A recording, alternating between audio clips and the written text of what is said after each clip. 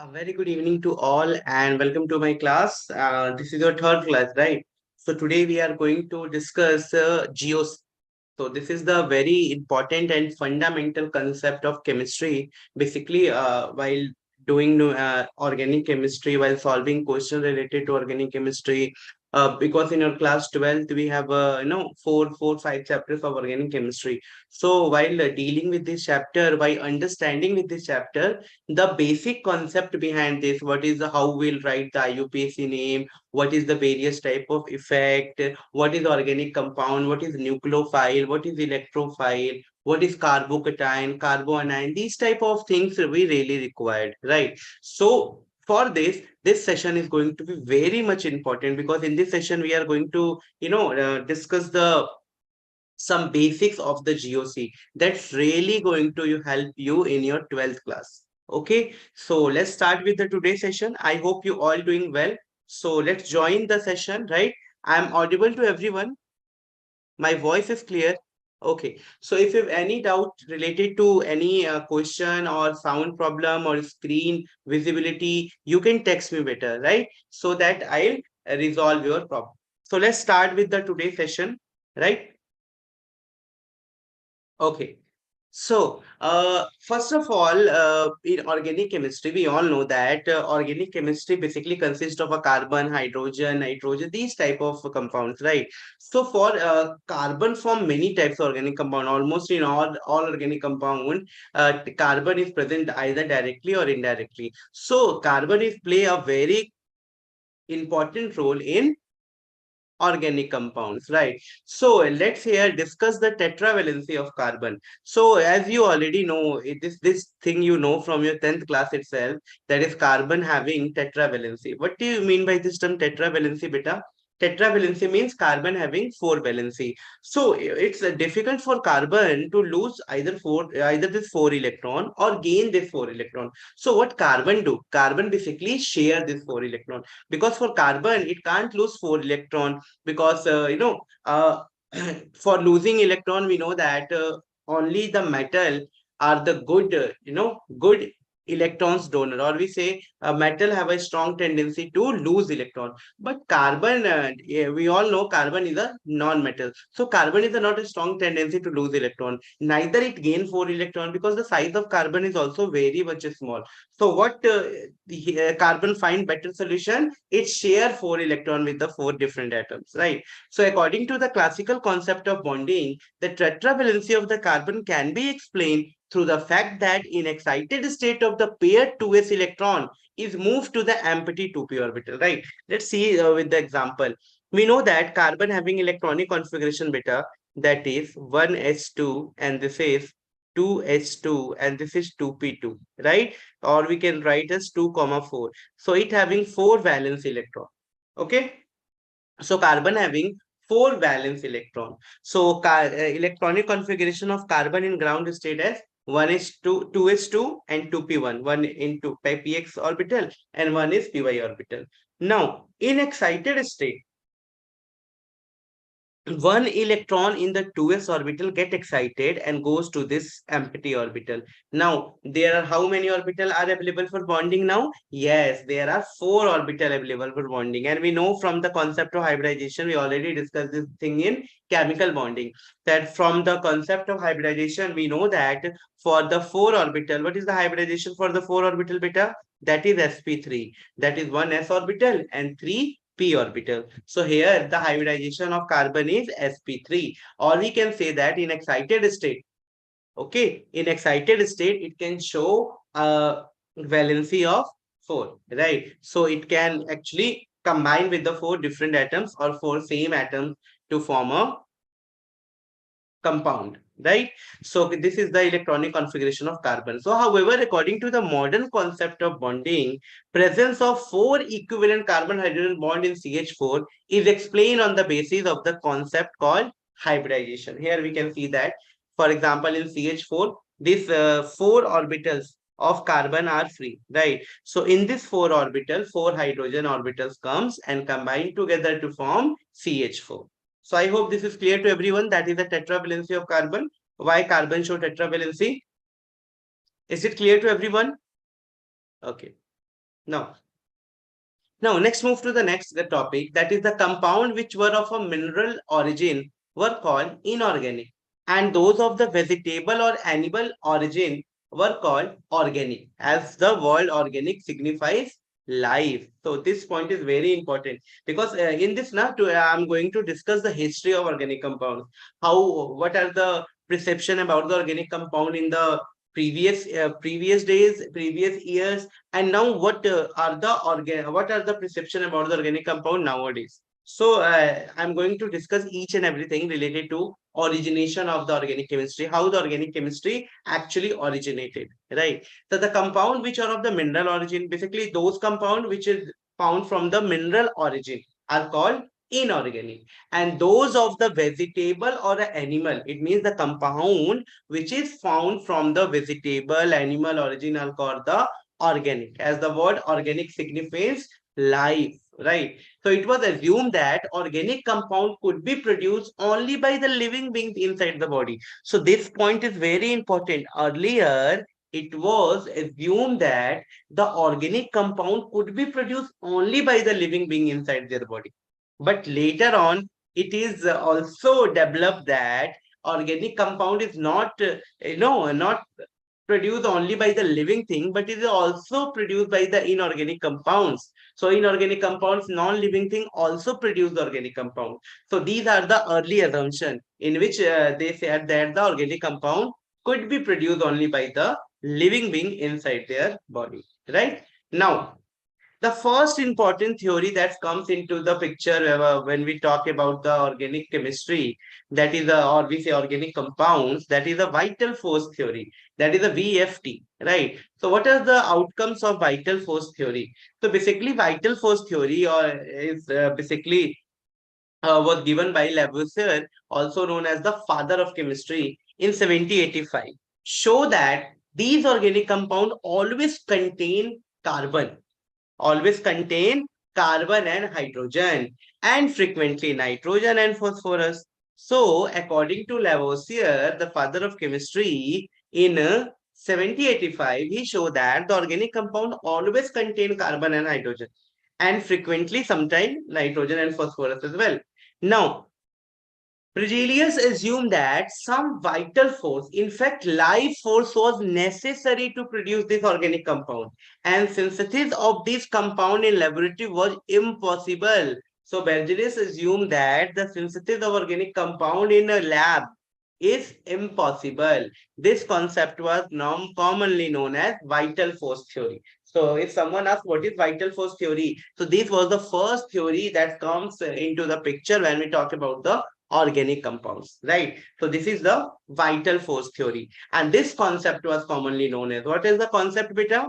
The first is the organic compound always contain carbon and hydrogen, and the second one is that organic compound cannot be prepared in the laboratory. The preparation of organic compound in the laboratory by the synthesis method was impossible, but later this theory is destroy, or we can say that this theory is not helpful in the later stage, because later some scientists prepare organic compounds in the lab as well, or prepare organic compounds in which not only carbon and hydrogen but more inorganic substances are always present, right? So this is failed after several time. Now the vital phase theory was suffered up below in 1828.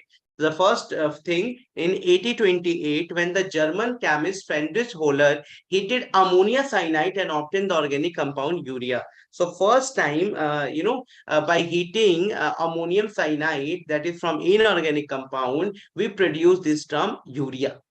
So this is the first in 1828 that the organic compound can be synthesized. Now, this ammonium cyanide was derived from the inorganic substances, and this complete route of the urea formation is given as, for example, potassium cyanide react with the ammonium chloride in presence of some heat to give ammonium cyanide. Now, when we heat ammonium cyanide, it produces urea, that is NH2CONH2. So this is the inorganic compound, and from inorganic compound, organic compound can be produced, right? So these are the limitation of vital force theory. because Weisel theory say no, it's impossible to produce an organic compound in lab, or we cannot synthesize, right? So this is absolutely correct one. Now, how this is all about the, ये तो थोड़ा सा हमने क्या कर लिया बेटा, this is all about the uh, how organic compounds comes into the picture, how are the theories are developed about the organic compounds, how organic compounds assume that they can also be prepared from the inorganic substances, organic compounds can also be prepared from the non-living things as well, right? So these are the some theories which are basic, important if we talk about how organic compounds come into the picture, right? Now here we there is a classification based on the structure. So this is a classification of the organic compound, that how we'll classify the organic compounds. Okay. So basically organic compounds can be classified into two types. The first one is open chain, or we say acyclic, or we say aliphatic compound. So both three names are same. That is whether it is called a open chain or a cyclic, or we say aliphatic compound. And the one is closed chain or a cyclic compound. So these two are the major classification of the organic compound. Which one is beta? That is the first one is open chain or a cyclic or aliphatic compound, and the next one is a closed chain or a cyclic compounds. Done. Now, further, this closed chain or cyclic compound are classified into two types. That is, whether it is a homocyclic compound or heterocyclic compound. Okay, homocyclic means consist of only one type of atom. Heterocyclic means consist of two different types of atom. So whether it is a homocyclic compound or heterocyclic.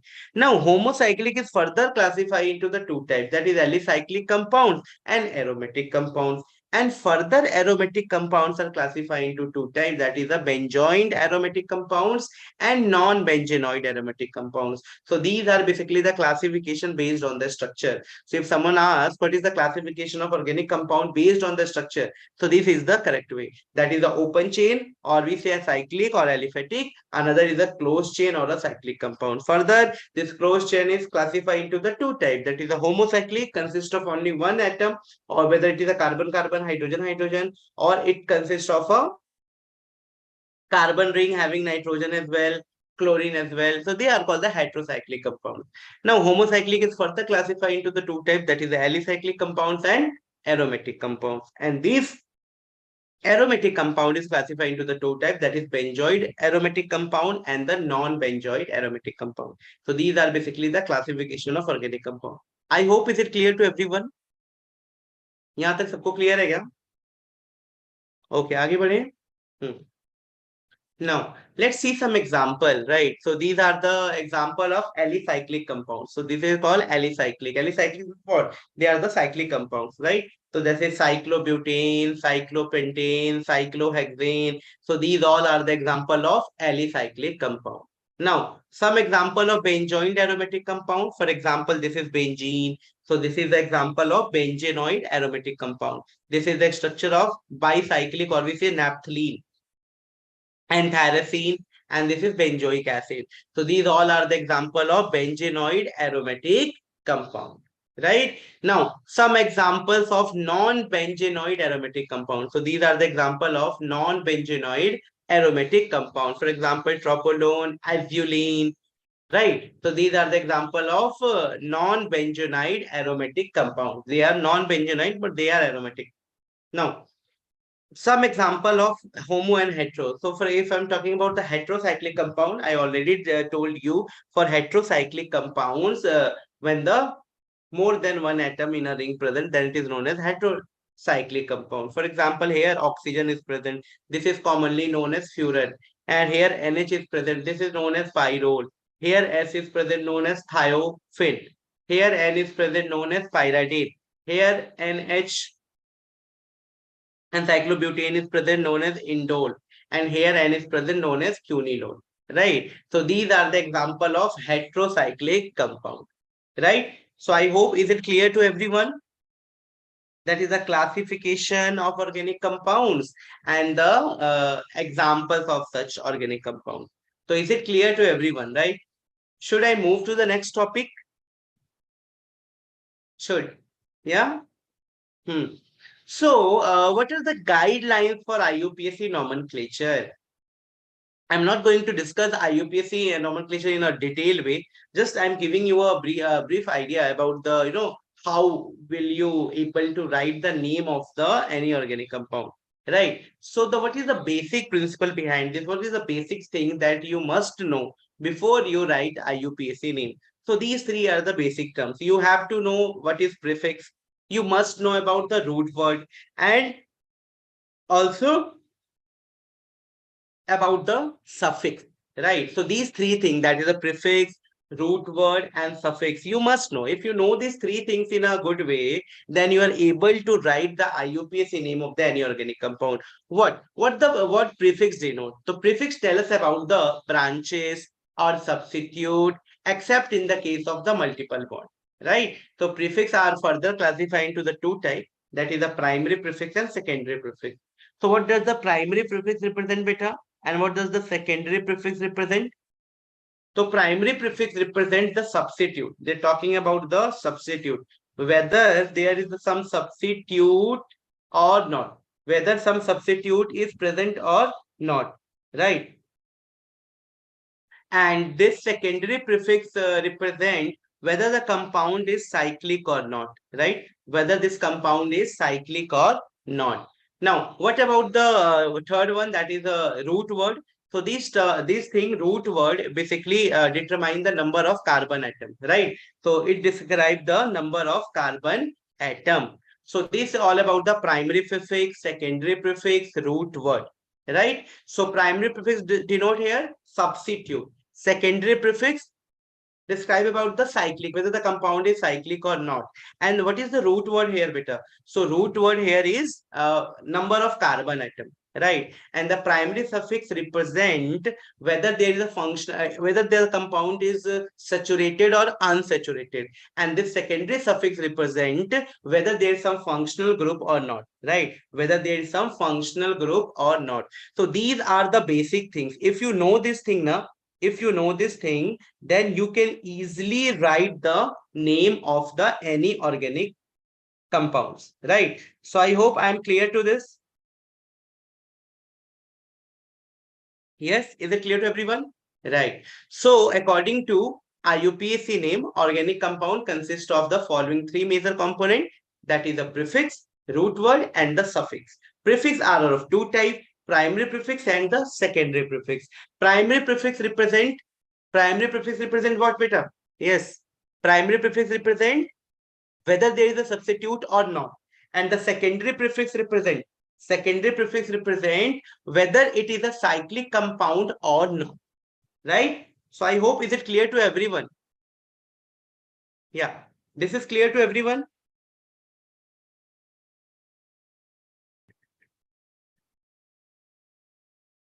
This is clear to everyone?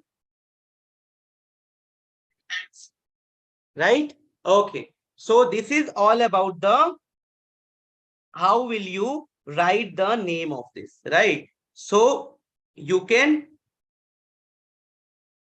by using this thing, you can just write the name. Okay, let's see.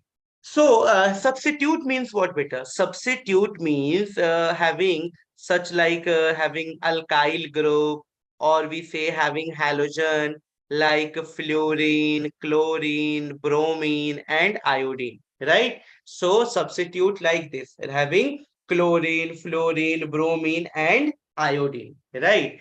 And if I'm talking about the secondary prefix, then secondary prefix describe about the cyclic nature.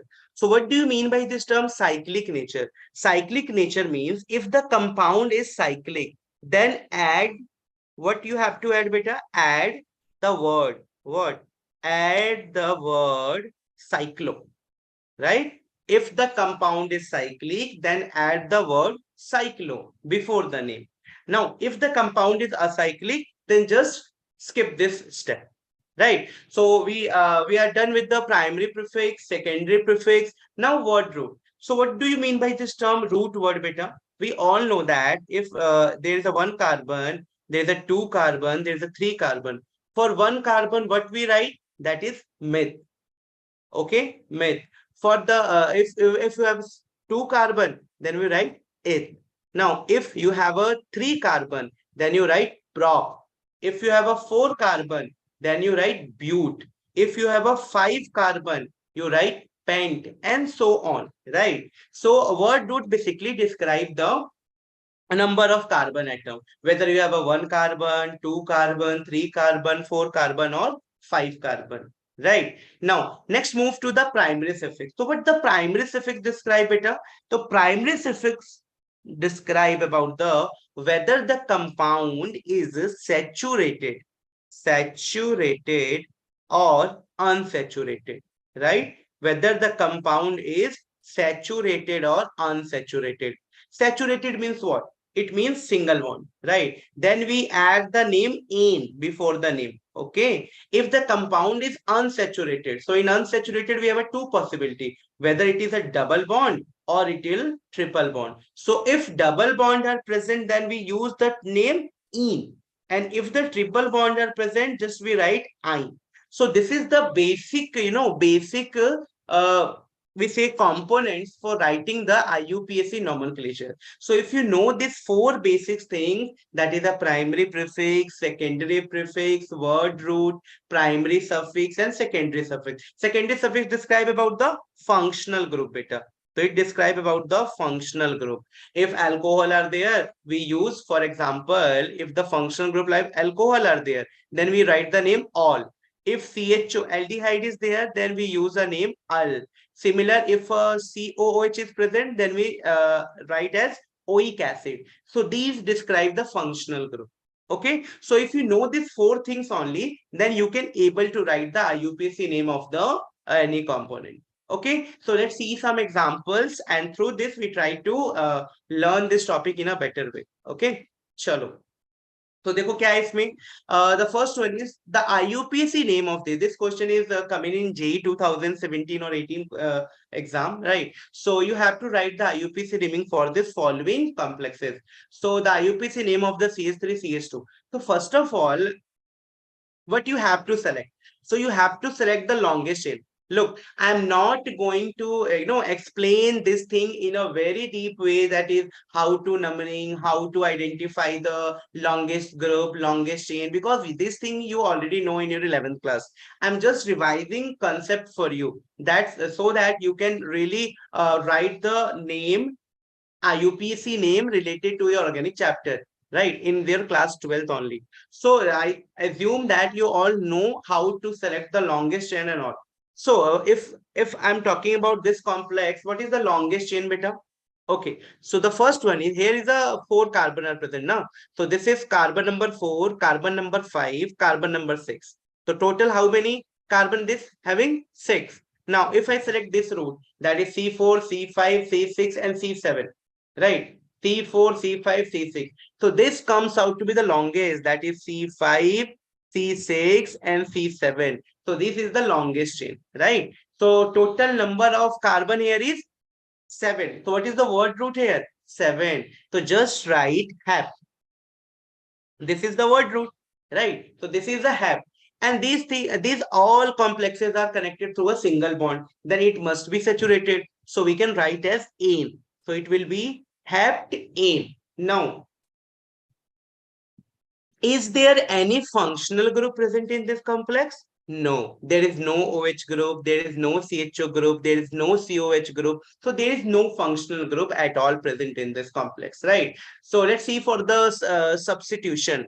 So is there any substitute present in this? Yeah, absolutely. Substitutes are present, because or whether this is a cyclic or acyclic. So it is a cyclic compound. This compound is not a cyclic. So just we use the primary prefix, right? So just you have to find the number of substitute here. So then the C4, C5. So C5 having methyl group, and this is also methyl group, right? And C6 having CH2 and CH3. Okay, one important note here, beta. Just while solving such type of question, you really get confused while selecting the longest chain. These things also take care in mind. This is, so what is the longest chain here? This is CH3, CH2, this is C, this is C, and this is C4H9, right? And this is CH3, and this is again CH3, and this is CH3. So what is the longest chain, beta? That is the C4, C5, C6, C7, and C8. So these two carbon also take care, right? So the word root for this question is oct, right? This is oct, and this is saturated. So just write octane. Okay, so this will become octane. Now, is there any functional group? No, there is no functional group. Is there any substitute? Yes, there is substitute. In fifth number, we have a methyl group. Sixth number, we have a methyl group. So we can write as 5, 6. And how many methyl group, beta? 1, 2, 3. So 5, 6 trimethyl. Okay. So 5, 6 trimethyl octane. So out of these, you have to select which one is correct. So this is the one way. Now another way, if I number this complex in a such a way that this will comes out to be 1, 2, 3, 4, and this will be 5, 6, 7, 8, right? So this is another way. So always maintain the lowest locant rule as well. If I number from here, that is C4, C5, so the locant will be like 5, 5, and 6. If I write the numbering from here like 1, 2, and 3, this will comes out to be 3, 4, 4. So this comes out to be lowest locant. So always maintain the lowest locant. This one is also a very important rule, right? Always maintain the lowest locant rule. So the correct numbering is this, not this. So what is the correct name according to the new modification, beta? That is 3, 4, 4, right? So this is 3, 4, 4 trimethyl octane, right? So out of the given 4 option, which option is correct? Option A, B, C, D. That is 3, 4, 4 trimethyl octane. Obvious option B. I hope is it clear to everyone? Clear है सबको ये? कैसे आया ये name पूरा? Done? So next, move to the next thing, that is take example of another complexes. So this is for your homework question. Try to solve this question on its own way, right? If you feel any difficulty while solving this question, I am ready to help you. But first, you try to solve this question by its own, right? Now, this is also going to be a very, very important topic, that is isomerism. So what is this term isomerism, beta? What is this isomerism? We all know that isomerism means the compound having the same molecular masses but having different physical properties due to their structures, different structures, or we say different orientation. These are called isomerism. Yani a compound having the same molecular mass, same molecular formula, but they show different physical and chemical properties due to their different structure and orientation. So this is called isomer. We all know that isomer are of two types basically. The first one is structural isomerism, and the second one is stereoisomerism, right? The first one is structural isomerism, and the second one is stereoisomerism. Okay, now, so what do you mean by this term structural isomerism? Okay, so those isomer which show difference in properties due to difference in their 2D structure are called structural isomerism, and this phenomena is called structural isomerism. So just remember this thing here. The isomer will show difference in property due to difference in their 2D structure. Just remember this, 2D structure are called structural isomerism. I'm not going to explain here in a every types of this structural isomerism in detail. Just remember the types of structural isomerism, right? Because in your coming chapters, we are going to study this as well. Okay, so the first one is chain isomerism. Second one is position isomerism. Chain isomerism means if we have a same number of molecular formula like this, like CH3, CH2, CH2, and CH3. So this is known as, we all know, this is known as N-butane. Okay, this is known as N-butane. Now, we can also write this, right? This will known as 2-methyl propane. This is known as 2-methyl and propane. So, if I'm talking about 2-methyl propane and N-butane, they are, entirely different. They show different physical chemical properties, but they all having same number of carbon atoms, C4H9, H10, 3 to 5 to 7, 3, 10. So they having same molecular formula, C4H10, but having different properties. Why this is? This is because of this isomerism.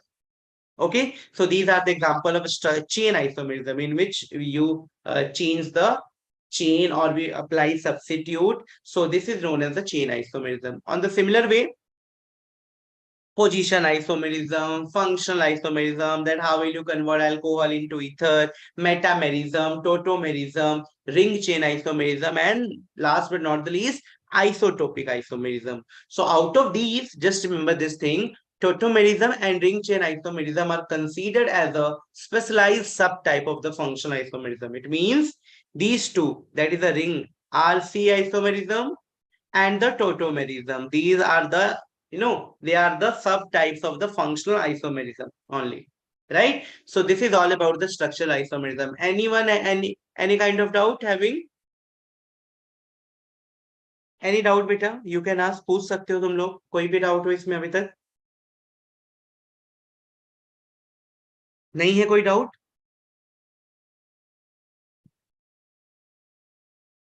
कोई doubt नहीं है? Okay.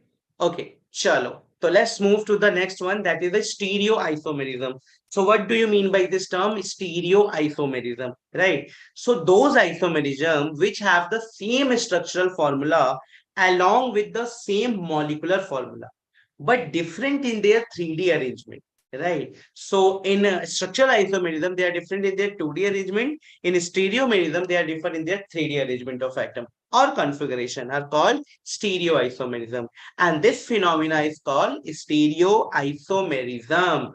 Due to difference in configuration, this isomerism is also called configurational isomerism and can be categorized in two basic types, that is geometrical isomerism and optical isomerism. So just remember this stereoisomerism classify into two major types. The one is geometrical isomerism and the next is optical isomerism.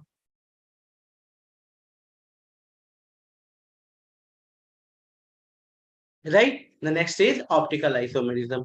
So we can classify stereoisomerism into two types, geometrical and optical. Right. Now, this is going to be very, very important term. That is, what is fission? What do you mean by the term homolytic fission? What do you mean by the term heterolytic fission and all? So this is going to be very important. So listen carefully, because this type of, this concept is really used in your many question while you solving in organic chemistry, right? So just try to learn this concept in a good way so that you can able to solve question related to this topic, right? Because in various mechanism, these small things are used, that is in which a homolytic fission is used, heterolytic fission is used. So what do you mean by this term?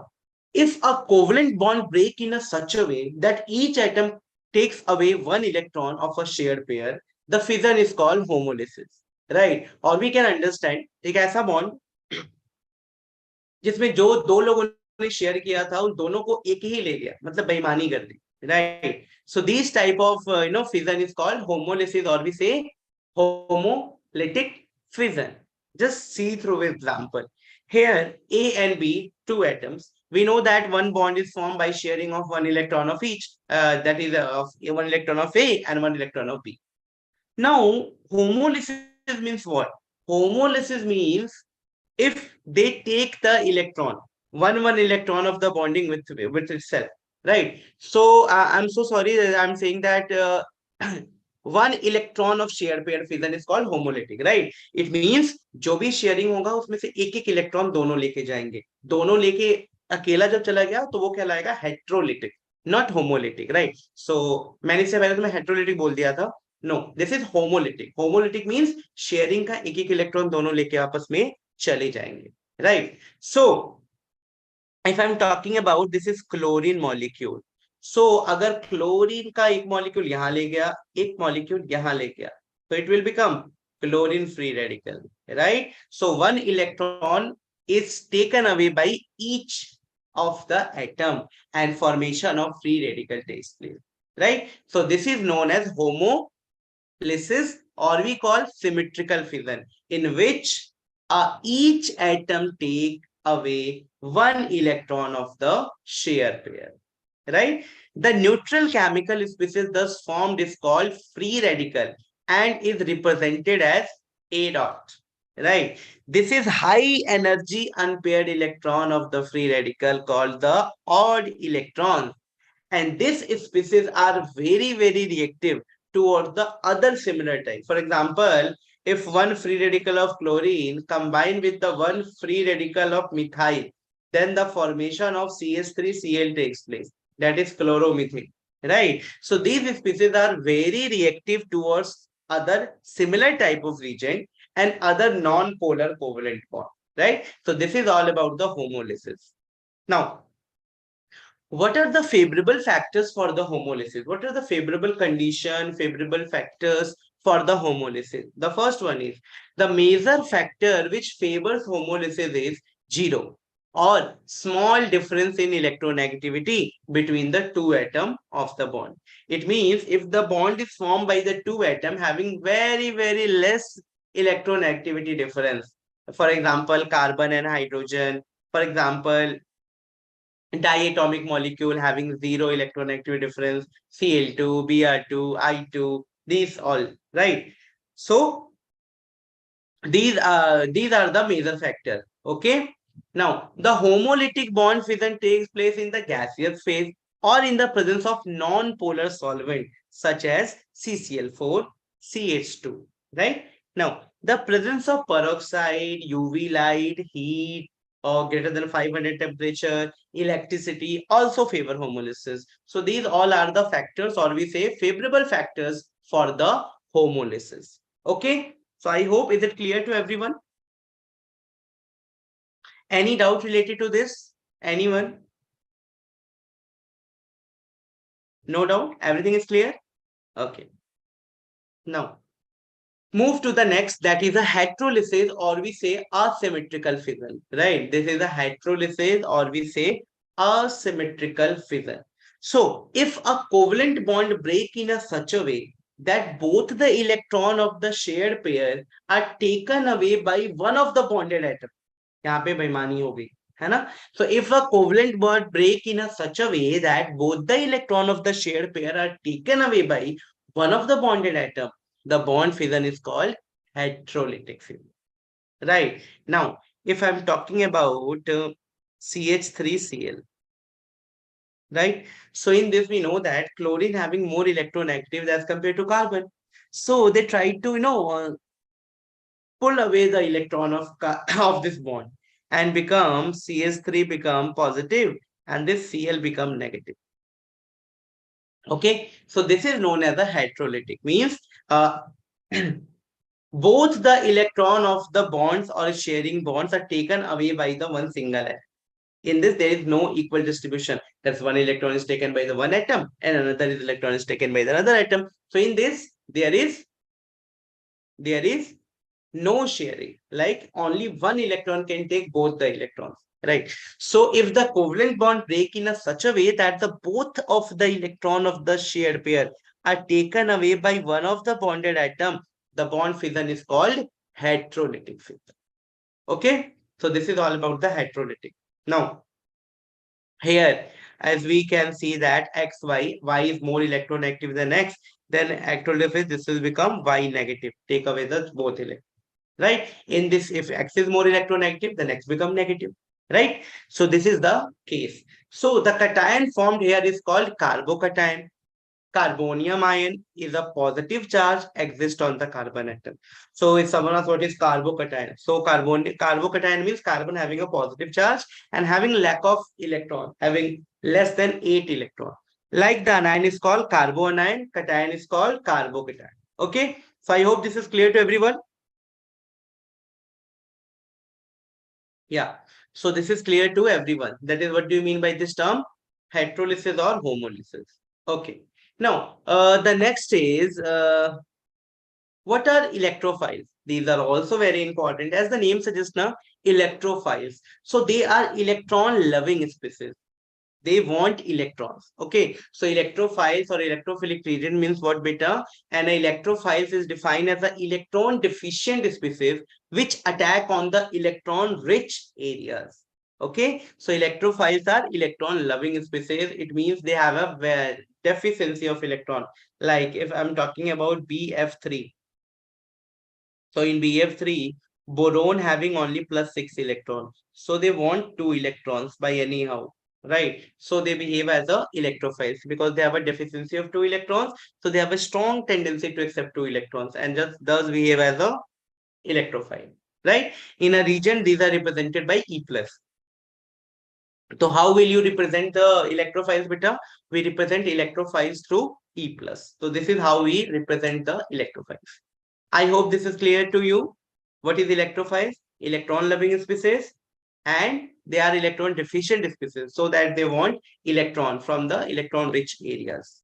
Now, let's see some examples. If I'm talking about the electrophiles, also known as a Lewis acid, right? Because they have a deficiency of electron, like H plus, Cl plus, Br plus, I plus, N plus, NO plus, SO3H plus, and carbocations. So we can say that anything which have a positive charge, right? Any positive charge, E positive. So they behave like a electrophile. The molecule can also be seen in the form of a neutral molecule. For example, carbene, nitrines, AlCl3, BF3, right? These are the neutral electrophile. So electrophile may be positive or may be neutral as well. All neutral covalent compound in which the central atom has incomplete octet. It means if they have a deficiency of octet, not having 8 electron in their outermost shell, like BeCl2, BH3, ZnCl2, AlCl3, FeCl3, CH3, CH2, these all comes under the category of electrophile, right? All those compound in which the central atom has an incomplete or expanded octet or unfilled d subcell, like SnCl, SiCl4, PCl5, IF7. All the compound in which the central atom is bonded by two or more than two electron-active atom, like BX3, ALX3, these all. So these all are categorized as a neutral electrophile. So if someone asks, what is neutral electrophile? Because if anyone having positive charge, then it will be electrophile. But what about the neutral? Because neutral one sometimes behave as a nucleophile as well.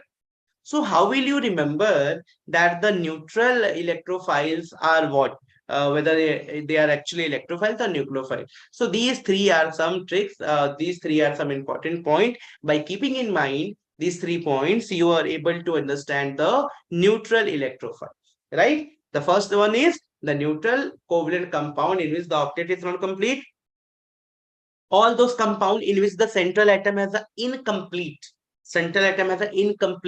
or expanded octet or unfilled d subcell, right?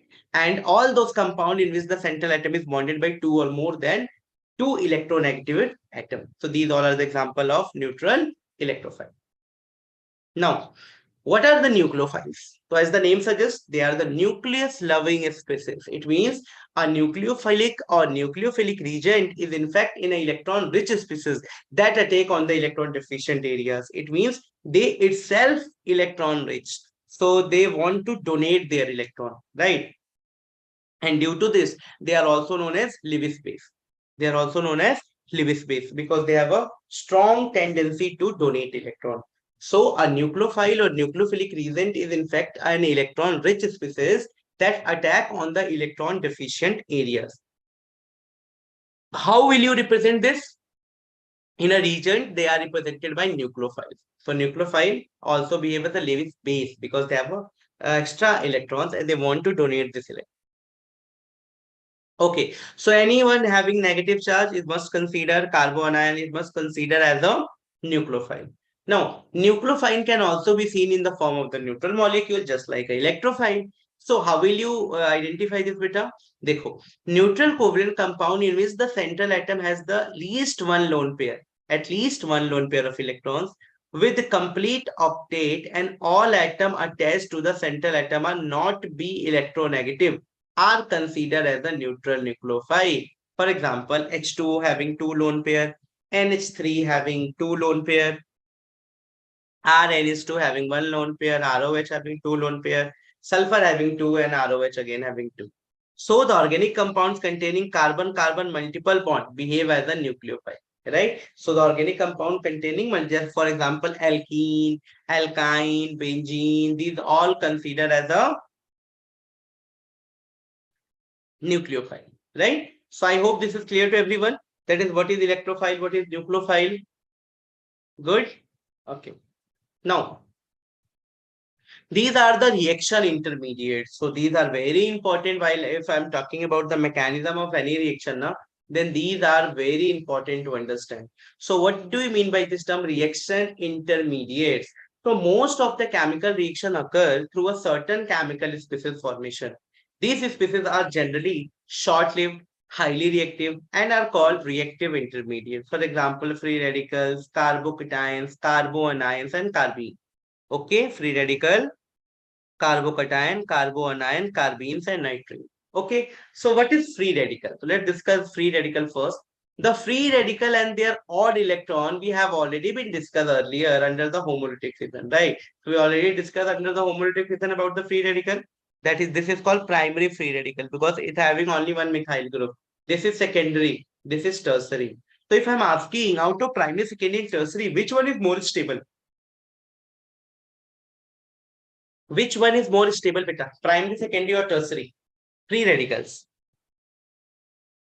Okay. So it having only one CH3 group as a donor group because CH3 group act as a donor group. Here, three donor groups are present.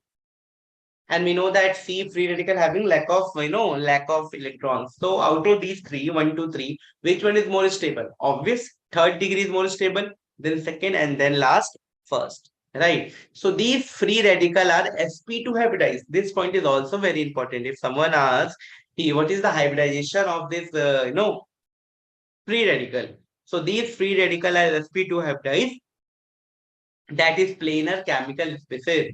Their unhybridized orbital contain an odd electron as shown in the figure. Just for example, this is a 3sp2 hybrid orbital forming sigma bond, जो sigma bond बना रहे हैं, and this one, right? So this is unhybrid orbital with the odd electron, right? So in this only one electron is present, only one electron. So we can write as the unhybrid orbital with the odd electron, right? Or we can say that sp2 hybridized carbon atom is present in a free radical. Now, if I am talking about the stability of the free radical depends upon the bond dissociation energy involved in the homolytic cleavage. Generally, lower the BD, okay, lower the BDE, more stable the free radical. So we can say that stability increase. Okay, so as the bond dissociation energy decrease, stability increase. Now, the generalized order of the stability of the free radical is like this: C6H5 3, C free radical, C6H5 twice. So how we can remember this? As the number of alkyl group, donor group increases, the stability of the free radical also increases because the alkyl group is donor group. Carbonyl, cyano, nitro, methoxy, amine-like groups have a stabilizing effect over the free radical due to the resonance. Now, reaction involving the free radical proceed with a very fast rate. For example, Wurtz reaction, other substitution reaction of alkanes, anti-Marconics and Marconics rule. Certain compound like O2, I2, parabenzoquinone and diphenylamine retard the rate of this reaction. These are known as the free radical inhibitors. So if someone asks what is free radical inhibitors, which basically क्या करते हैं? Retard the rate of this reaction, right? So the high reactivity of the free radical is due to their paramagnetic nature also. So we can say that due to their paramagnetic nature, they are also highly reactive. Now, what is carbocation? The next point is, what do you mean by this term carbocation? So what is carbocation, beta? As we already know that a chemical species which bear a positive charge on carbon and carry 6 electron in its valence shell is called carbocation.